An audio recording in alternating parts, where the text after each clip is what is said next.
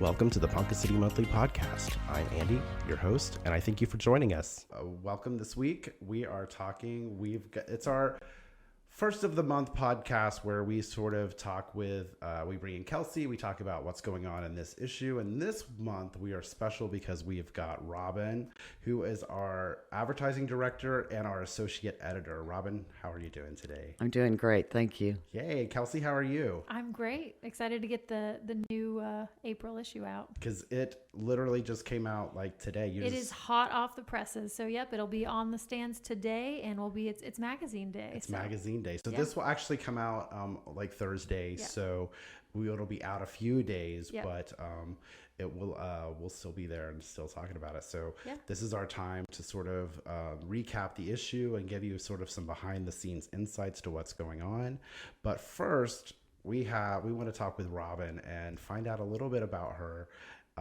If you're in Ponca City, you know her, but Robin, tell us a little bit about how you got into this game of magazine publishing. Well, funny story. I graduated from OU and I actually got a degree in fashion illustration. But straight out of college, I went to work for a magazine that my dad's brother, my uncle Tom Betcher, published called Oklahoma Monthly. It's kind of funny because that was my first job out of college, and now I'm with Ponca City Monthly, two different things. But I lived in the city for 5 years, and I just really learned graphic design, and I worked for two different magazines, so I learned a lot about the process, about how the color works. It was very complex back in the day, color separations, things you had to do to build an ad. Whereas now we can do it all on the Mac, and it's just so much easier. But anyway, I was in the city for 5 years. I had a lot of experience. I worked, at one point I worked for a company and all they did was typesetting, and I learned a lot about typesetting. The job I had before I came back to Ponca City, I worked at the TGMY headquarters, and I designed inserts like the circulars that are in your papers on the weekends.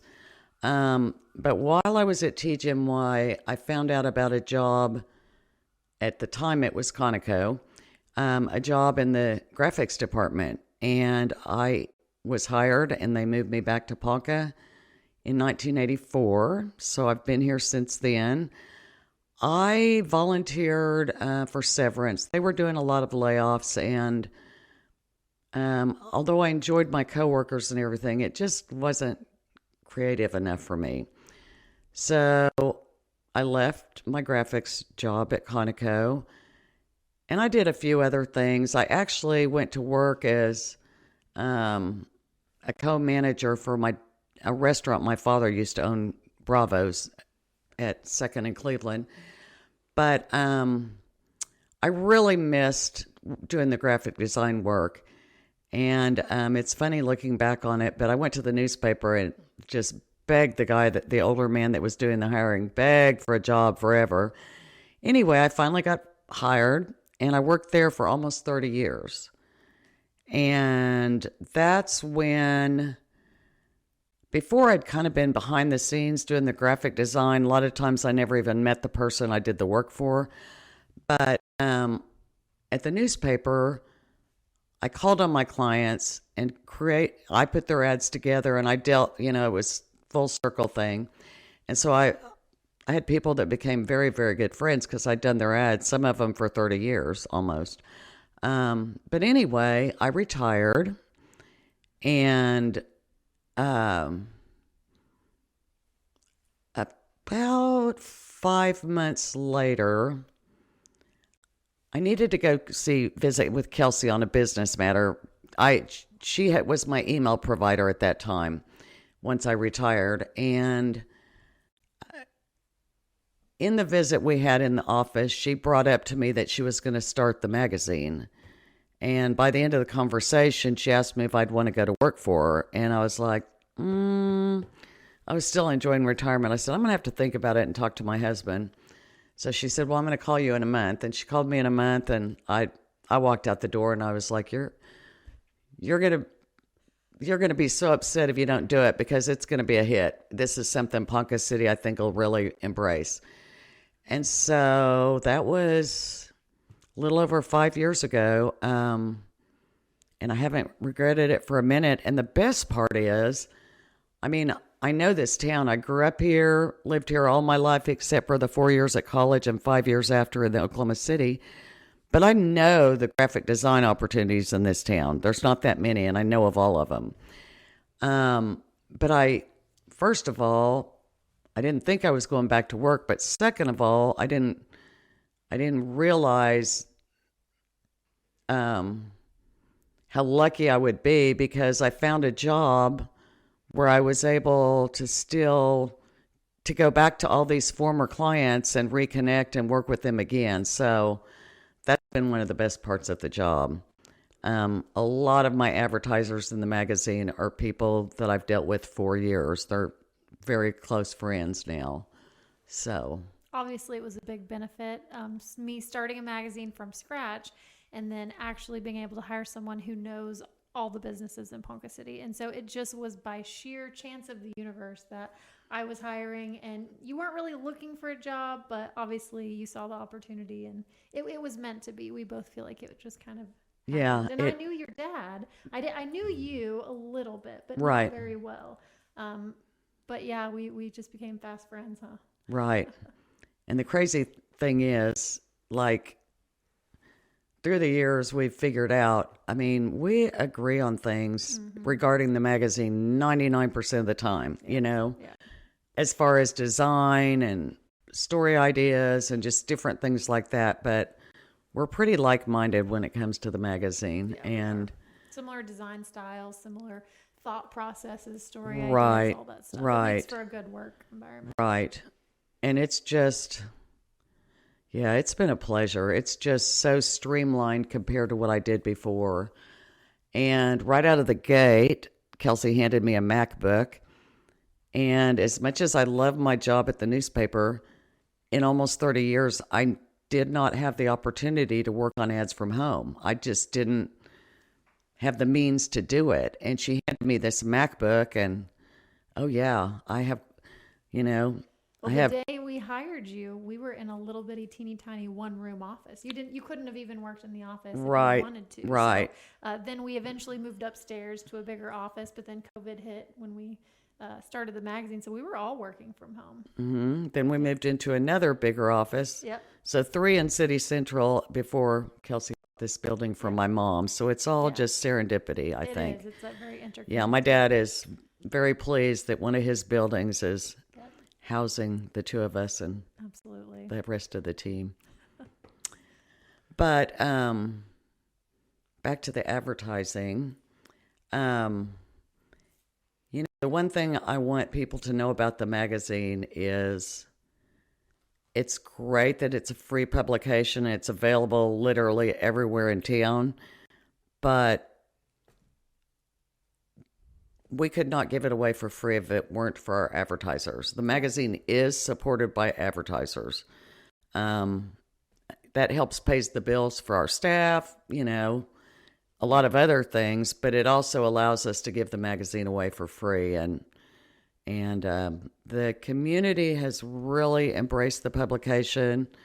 We have a dozen advertisers, I'd say, that have advertised in every issue since we started. Yep. And then there's at least a dozen more that only missed 1 or 2. But we've been very lucky with the support from the community, and I just think that they realize it's good for their business, but it's also important to support us and the editorial content that we bring to the community. Yeah, and we really strive hard to do a very high level of quality content, and I think that it shows with all the support that we get. People always say, oh my gosh, every month it's just better and better. So, well, yeah, and it's warm, fuzzy stuff. We don't do the hardcore, hard-breaking news. We do. Right. And having grown up in this town, I'm amazed at some of the stories that come out that are things I didn't know even after living here all this time.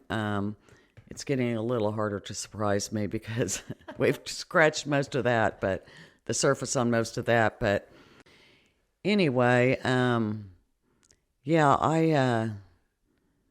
it's definitely thanks to our advertisers that we've been able to hold on this long, and it's a joy to go out and visit with people about advertising because I feel like I have a great product to sell, and a lot of the time they come to me. So, Robin, will you talk a little bit about that first? Yes, first month before we even had a magazine, how you went out and sold those ads. Okay, so originally when I actually agreed to take the job, Kelsey was just going to have me selling, which I wasn't too keen on that. That's one of the reasons I left the newspaper. They were going to hire a graphic artist to do all the ads, and it was a good balance. I didn't want to just do sales, and I didn't want to just do graphics, but I loved the both of them together.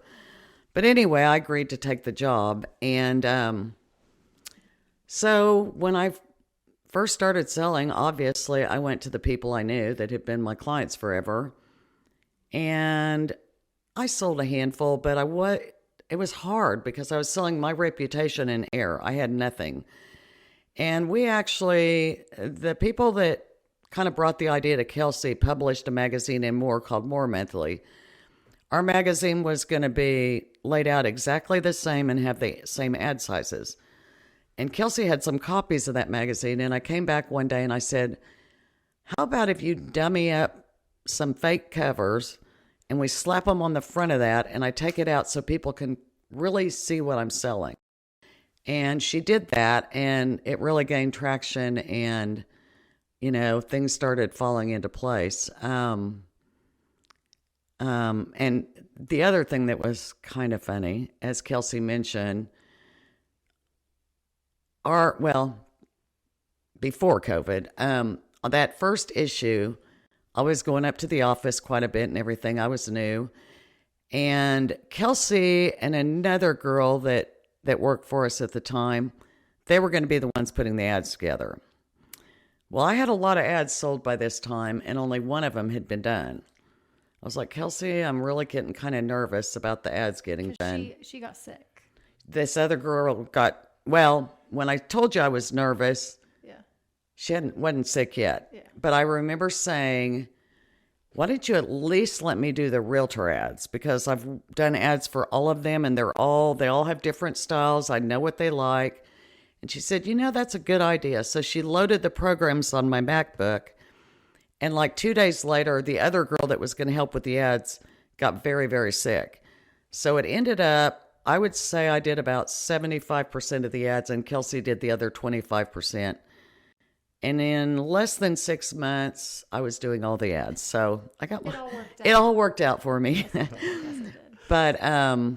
Yes, it did. But So I'm curious, when did you, because I think there's a big difference between being just a graphic designer and being a magazine specific graphic designer. When did the magazine bug bite you? Because you said you came right out of school, you were doing that.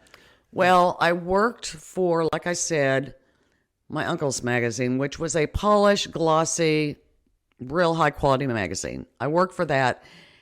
And that's actually where I learned to do paste up, like laying out the ads the old fashioned way. Now it's all done on the Mac. It's so much easier. But one of the other jobs I had was I was the art director at another glossy magazine. And at that place, I put ads together, but we laid out everything, myself and another young lady. And it was still back when you didn't have the convenience of the Mac to streamline everything. But we laid out the entire magazine, and I just really enjoyed that. Obviously, I didn't have the opportunity to do that in Ponca City. So, I really really the newspaper, but then when she brought up this magazine, I was like, been there, done that, and I sure liked it. So, yeah, so this is technically the third magazine I've worked for. Nice. So I would say place that I really kind of got the bug for it was when I worked for that second magazine, because I played a much larger role. The first one, I was just kind of getting my feet wet and learning. Yeah, because laying out a magazine where you have to consider ads and you have to make it fun and entertaining, that's just an art all to itself. And right. I mean, I think people that don't understand what all goes into that, probably it's a bit of a mystery of how we. Well, and Kelsey and I did that a few times with this magazine before you came on board. Well, so I think the irony of this whole situation is, between our whole team, I had the least magazine experience. I mean, honestly, I had yearbook experience and I had graphic design experience and I had all the components. I was a writer, but between you, Andy, and you. We kind of refined our processes and refined how we do it and the editing process. You had come in a year after and you were like, okay, we need to change some of this stuff because you have 20, 30 years of magazine experience. So yeah. And I loved that when I first started, you guys printed every page and laid out everything so you could manipulate it. I liked that. That was fun. It was precious. Oh, yeah. Well, oddly enough, I didn't have anything to do with yearbook when I was in high school. And this graphic design deal, my degree was in fashion illustration. That's why you're so fashionable. About the time, I guess, that's the only use I've had for it.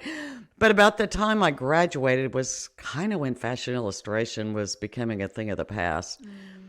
And it was just whole getting in the graphic design period, let alone magazines, was because I went to work for my uncle at his magazine, and I really started getting lots of experience, and I just enjoyed it. So it was kind of by accident that I got into this field, but I've been doing it since 1979, so 21, 25, 46 years. Yeah, long time. So long time. So in addition to magazines, you also are very involved in the community. You are on a couple of boards. I try. You're on a couple of boards. I know you do Professionals Today. Right. The women that put on the big barbecue cook-off and raise funds for hospice every year. Right. I've been involved in that for about 25 years. I've chaired that cook-off 4 times. I'm on the University Center Foundation Board. I'm on the Harmony House Board. I just got off the Supported Community Lifestyles Foundation Board, but just little things here and there. And Robin won't say it, but she is the Ponca City Chamber of Commerce's award-winning, was it Volunteer of the Year? Outstanding Citizen. Outstanding Citizen of the Year. Yeah, so we're super proud of you. Yes, I'm still trying to wrap my head around that, but I'm very, very humbled by that. Well, and your mom and your dad are both previous award winners, so it runs in the very special. Yeah. Nice. Well, so should we dive into this issue and start talking a little bit about what's going on in this particular issue? You actually have one, so that's awesome. I make notes so I can, since I lay it out, I make the notes as I lay it out of what I'm going to talk about. Yeah, I wanted to bring a physical copy. I didn't last month when we did our podcast, but here's the cover, 5 under 40, so very exciting. This photo shoot was so much fun to do. We were at the Marlin Mansion, and 5 just amazing under 40 individuals that we get to celebrate in photos. So, and it was really fun how photography by Jess, she did the individual shots of each of them, but then she put the other ones kind of in the background a little bit. So it was a fun little change of how we kind of traditionally do individual headshots. Nice. And the 5 under 40 is a story that we do every year.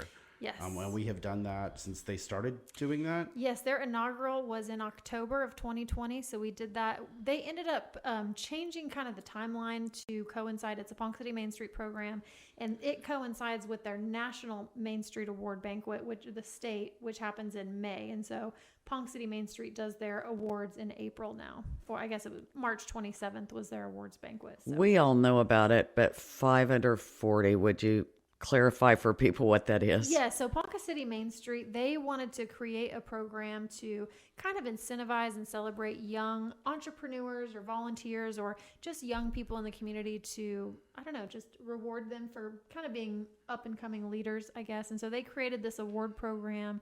So people are nominated. I mean, they have dozens and dozens, probably 30, 40, 50 people nominated every year. And they go through a selection kind of grading process, and they pick the top 5 who are in the highest score. So it's a really cool But program. under 40 means? Under the age of 40. Right. Yes. Right. Yes. I mean, we kind of just roll with it because we know what it means. Right. But Under 40, yes. yeah. Under the age of 40. Yeah. Yeah. And so overachievers. And coincidentally, our boss Kelsey was in the first class of 5 under 40. I was. Yes. That was the first time we did the cover. Yes. For that. The cover of that was done at the Ponkin Theater, kind of in the back. Or in the backdrop of the theater with all the ropes, and we did a big ladder. So every time we do a 5 under 40 photo shoot, we try to do something creative and different. So that was a fun one too. Nice. Another great feature we had this month was about the leadership alumni, and yes. both of you are alumni of the leadership program, correct? Yes. Ponca City actually has the 3rd longest running leadership program in the whole state. The only 2 that are older is Tulsa and Oklahoma City. And so we have a lot of years of leadership alumni. And so they had a leadership alumni program, but it kind of died out sometime, I think 5 or 6 years ago, right before COVID. And so they've reunited or reignited that program. And the first trip they went on was to go see the U.S. Marshal Clayton Johnson in Tulsa, Oklahoma, to the big district federal courthouse. And it was a great event, very well attended. And they're planning some really cool events coming up. So, excuse me, but the one that's featured in the article is Shalaka. Wasn't that prior to Clayton Johnson? Yes, that was the Shalaka was the first one. The Clayton Johnson was the second one. That's right. Yeah, because we do talk about the Shalaka in the. Yes. That was a great one too. Yeah. Mm-hmm. Yep. So we also have some of our typical monthly columns that are going to be featured this month.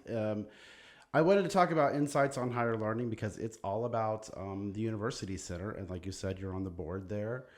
So a lot of good things. What does it mean for Ponca City to have a hub like University Center in our community? Yes. Well, I was just at a conference this past weekend talking to some city leaders, and we were talking about recruiting industry, and they were talking about like what's the number one most important thing when you're talking about recruiting industry. It's do you have a college in your town? Can you educate the workers? Do you have the workforce? And so having the University Center here in Ponca City is hugely important. It's important for, not only the current growth and direction of where we want to be. So yeah, it allows people to get degrees from Northwestern University and Northern Oklahoma College without traveling out of town to do that. Yeah.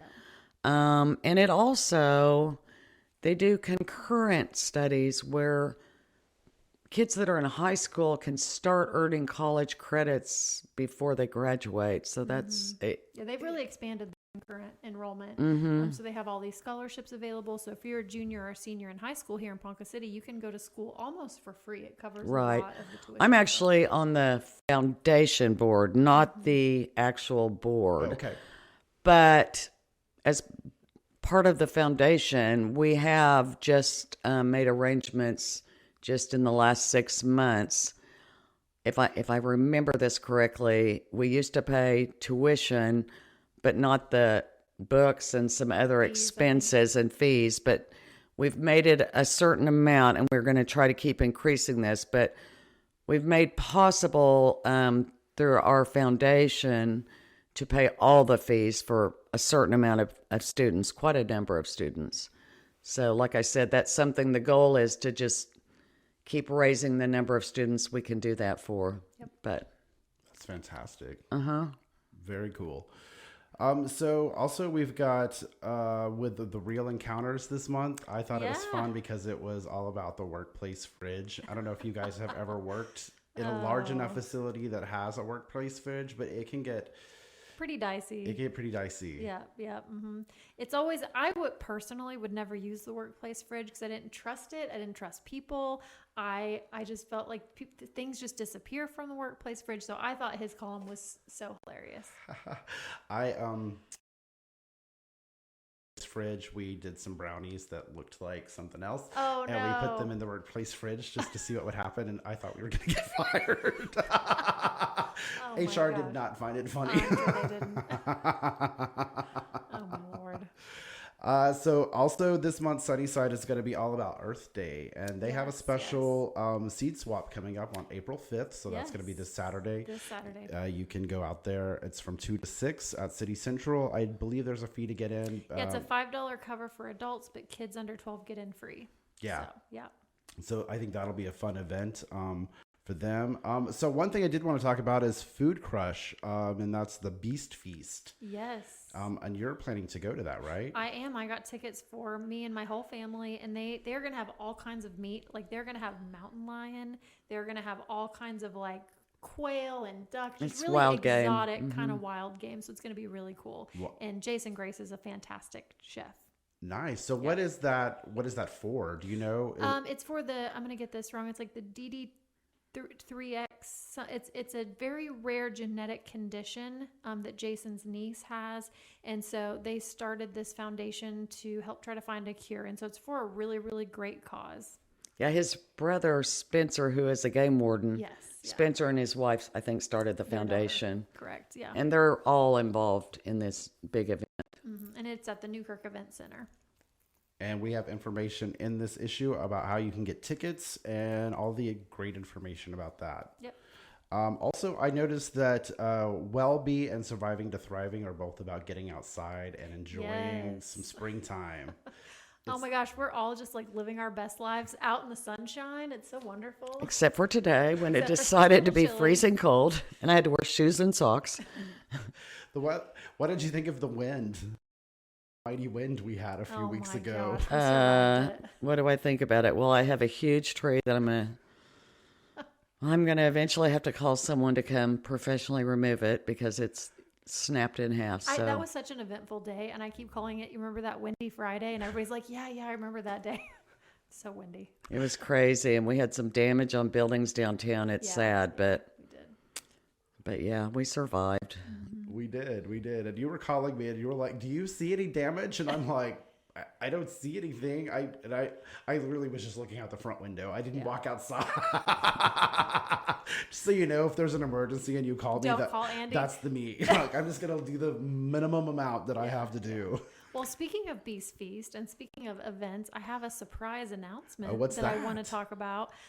So last week on my Facebook, I put some events coming up, and it's springtime. There's so many different events coming up in Ponca City, and something that I've been wanting to do for a while, which I'm going to finally roll out this week, is Ponca City Monthly is going to start a weekly event newsletter. And so it's going to be a recap of all the events coming up, because what better way to kind of keep you updated on events is just like a little weekly newsletter to just give it in little increments. I mean, sometimes I feel like we get overwhelmed, go look at that calendar, go whatever. And so I think it'll be a really fun new thing for Ponca City Monthly subscribers. Absolutely. I will also put in there about different, since we're doing the podcast and we're kind of focusing on events, things like that. So it'll be a great way to know about what's coming up and then also be able to get some behind the scenes of what's going on. Yes. And it's going to be sassy. It's going to be fun. The name of the podcast is What the Heck is Happening in Ponca. So it'll be a lot of fun. And we will definitely be looking forward to all the fun stuff that's coming. I think there's a lot coming in April and May. Yeah. So yeah, June and July. June and July, yes. And then a lot in September for sure. September is a huge month. We've got the Standing Bear Powwow, the Cook-Off, the Cherokee State Golf Classic. Yeah. Lots and lots. Mm-hmm. And I think it all kind of goes back to that thing of when people stop and say, oh, there's nothing to do. Yeah. We're going to be here to tell you that there's plenty to do. We are. We're having a lot of fun with this podcast, and it's just so fun to have these new ways to interact with people. Yeah. Well, and not the same, but kind of the same. Someone just said something to me about not much new going on in Ponca, and I'm like, really? Whataburger's getting ready to open. Golden Chick just reopened, and Kelsey went yesterday. They are open today, but they have new owners. They went in and really, really cleaned it. It's completely remodeled. It's completely remodeled. Yeah. And they're trying to get things back up to the standard they were when they first came to town. And Kelsey said the food was delicious. It was excellent. But we've got that just reopened. We've got a Beals getting ready to reopen. We've got it's pronounced Bells. Bells. I'm sorry, I knew that. The movie theater is not too far off. Yeah. We've got new storage units going up on Fifth Street and on West Green. Burger King is going to be torn down and a brand new Burger King. We've got so much going on. Yep, lots and lots happening. Lots and lots happening. But you have to read Ponca City Monthly Magazine. You have to listen to the podcast. You have to, to keep updated. You have to stay engaged to learn about all these things. So, yeah. And all the wonderful things happening downtown. They're just making great progress on all the what's it called, Kelsey? The streetscape. Yes. Yeah. Yes, they've got the Edison lights mostly strung. Mm-hmm. I don't know if they're finished with that, but almost. It's gonna be beautiful, and it's gonna draw people to our downtown, I think. So. Definitely so. Well, thank you all so much for joining me today. Yeah. Thank you. We're gonna be next week talking with Maggie Hutchinson from Deering House, so be sure to tune in for that.